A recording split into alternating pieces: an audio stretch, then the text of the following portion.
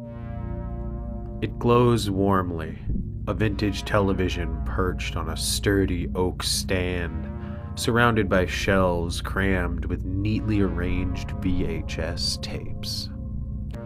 Welcome to the Videotape Story Vault. Hello everyone, and welcome back to the Videotape Story Vault. What a delightful time it is to have you here. This is another real teeny weeny little story. Not going to take up too much of your time, folks, and I'll be on my way. It's a little story called Snow Angel. Even this far away, walking through the background noise of a city late at night, Eric knew instantly that someone nearby was yelling.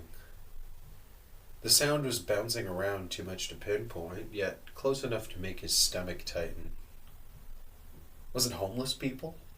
Just some kids goofing around somewhere? As he kept walking, he kept guessing, until all at once he didn't have to guess anymore. This time he could see exactly where it was coming from. A few blocks ahead of him, about the halfway point on his walk to work, a large gray truck slammed its door and pulled off farther into the city. The obviously male driver had been the yelling he had heard, leaving the sobbing woman kneeling on the snowy sidewalk like smoke from his exhaust. As he walked closer, the woman let out a long, drawn-out sigh. Fuck! A warm plume of agony and frustration floating into the cold night air. She was kneeling in the snowy wreckage, dressed in thin jeans and a faded t-shirt. She must have been freezing. She made no effort to gather everything back up.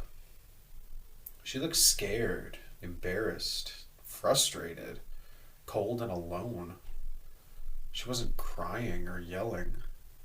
Things were eerily silent. What exactly had Eric just witnessed? Was it the end of something? The middle? Or even worse? Was this just the start? Had this happened to her before? Does she have anywhere to go? 1,000 questions raced through his mind as he approached her, but the closer Eric got, the more useless they felt. On the other side of the street, now less than 10 feet away, he had only one thought. What am I going to do? Without ever changing pace or finding a good answer, Eric walked past. He didn't look at her. She didn't look at him.